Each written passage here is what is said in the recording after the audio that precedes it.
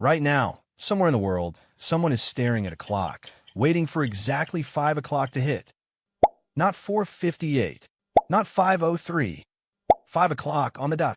Here's the strange part. Nobody ever ran an experiment proving that 8 hours is the ideal amount of time for a human brain to do focused work.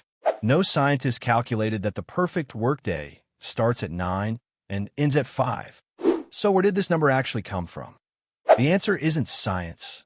It's not even really a decision. The 9 to 5 workday was never designed. It was stumbled into one compromise at a time by people who were mostly just trying to survive their own century. And once you see how it happened, you'll never look at your calendar the same way again. Let's start with the explanation most people already believe. Most people assume the workday has always looked roughly like this, just because that's how it's always been in their lifetime. Punch in, work, punch out. It feels timeless, like something baked into how societies function.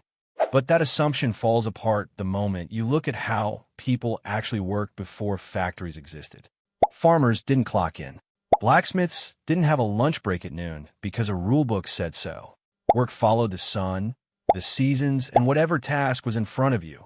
There was no universal number attached to a working day because there was no universal way of working. So if the 9 to 5 wasn't always there, something had to create it. And that something wasn't tradition. It was the Industrial Revolution. When factories started spreading through Britain and then the United States in the 1800s, something changed that had never existed before at this scale. Machines that didn't get tired. A human worker gets exhausted. A steam-powered loom doesn't. And factory owners quickly realized that if a machine can run non-stop, the profits go up the longer it runs. The result was brutal. Workdays stretching 12, 14, sometimes 16 hours became common, including for children. There was no legal ceiling on how long a shift could last. The workday wasn't being designed around what was healthy or sustainable. It was being designed around what a machine could physically endure, with human beings expected to keep pace. That's the part almost nobody expects. The modern workday wasn't built around human limits. It was built around machine limits, and humans were just expected to match them. So how do we go from 16-hour shifts to 8? This is where it gets genuinely strange, because the shift didn't come from a government mandate first. It came from a business decision that looked almost accidental. In 1914, Henry Ford's company made a move that shocked the business world.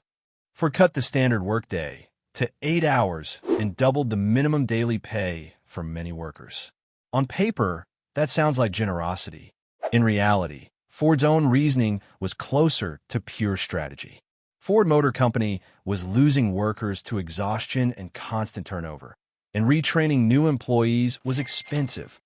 A shorter, better-paid shift meant workers stayed longer, showed up more reliably, and made fewer costly mistakes on the assembly line. In other words, the 8-hour day wasn't born from concern for human well-being.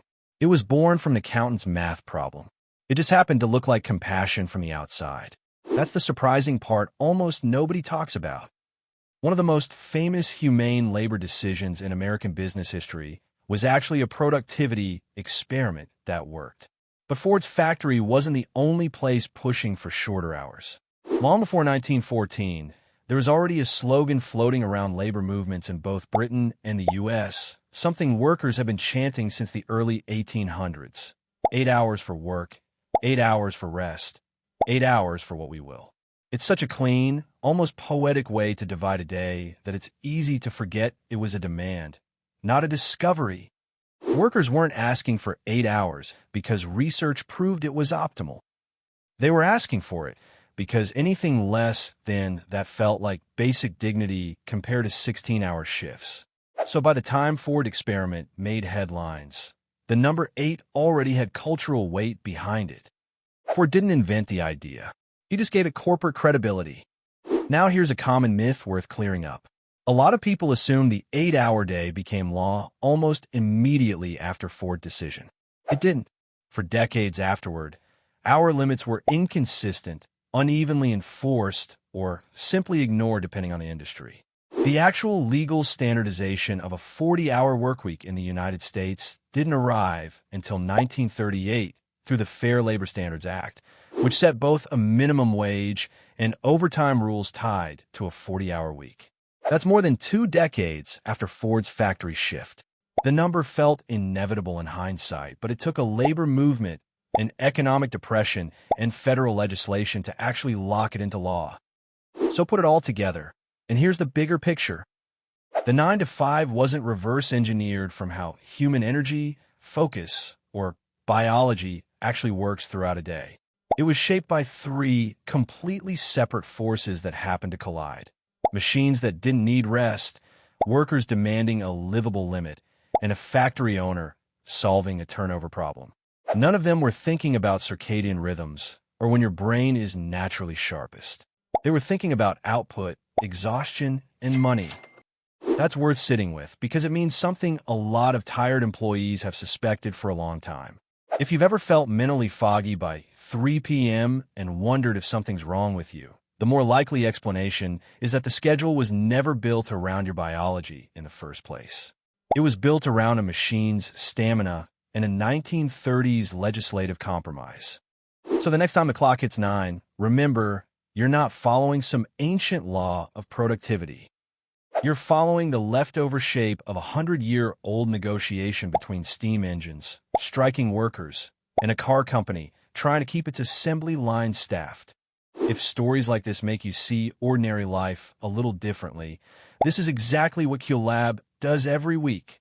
Stick around, because the next one might change how you see something you do every single day.